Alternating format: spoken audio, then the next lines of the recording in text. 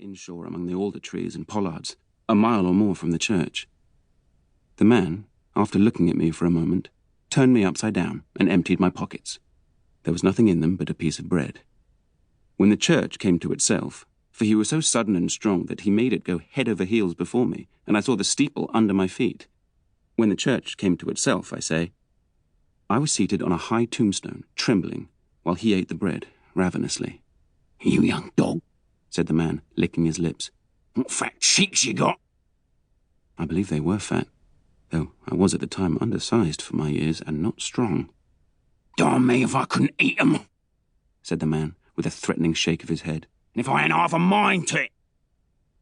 I earnestly expressed my hope that he wouldn't, and held tighter to the tombstone on which he had put me, partly to keep myself upon it, partly to keep myself from crying.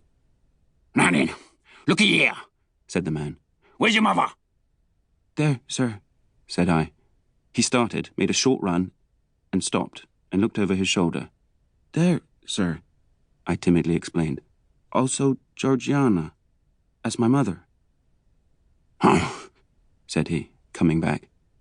"And is that your father, along with your mother?"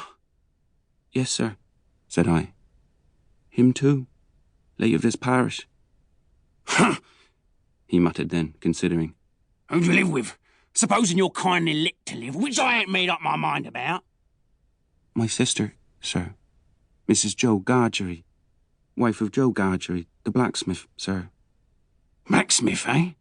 said he, and looked down at his leg.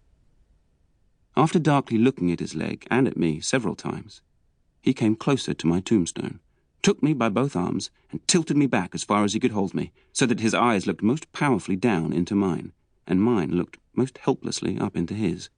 "Now look here," he said. "The question being whether you ought to be let to live. You know what a file is?" "Yes, sir." "And you know what whittles is?" "Yes, sir." After each question, he tilted me over a little more, so as to give me a greater sense of helplessness and danger. "You get me a file." He tilted me again. "And you get me whittles." He tilted me again. "You bring 'em both to me." He tilted me again. "Or I'll have your heart and liver out." He tilted me again. I was dreadfully frightened, and so giddy that I clung to him with both hands and said, "If you would kindly please to let me keep upright, sir, perhaps I shouldn't be set, and perhaps I could attend more." He gave me a most tremendous dip and roll so that the church jumped over its own weathercock. Then he held me by the arms in an upright position on the top of the stone, and went on in these fearful terms. "You bring me, tomorrow morning, early, that file and them whittles. You bring the lot to me, at that old battery over yonder. You do it, and you never dare to say a word or dare to make a sign concerning your having seen such a person as me, or any person somever, and you shall be let to live. You fail, or you go from my words in any particular, no matter how small it is, and your heart and your liver shall be tore out, roasted, and ate. Now, I ain't alone, as you may think I am.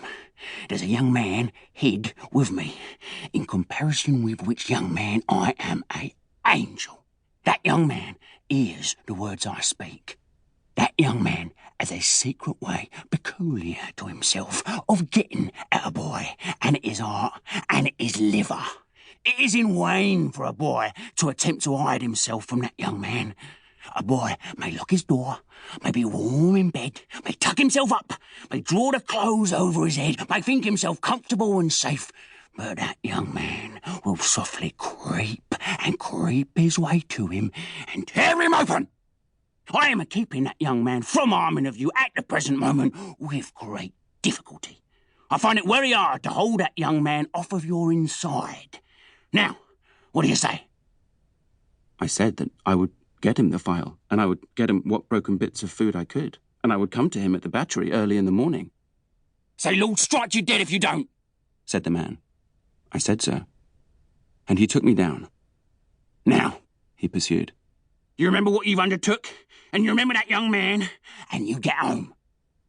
"Good night, sir," I faltered. "Much of that," said he, glancing about him over the cold, wet flat. "Oh, I wish I was a frog, or an eel." At the same time, he hugged his shuddering body in both his arms, clasping himself.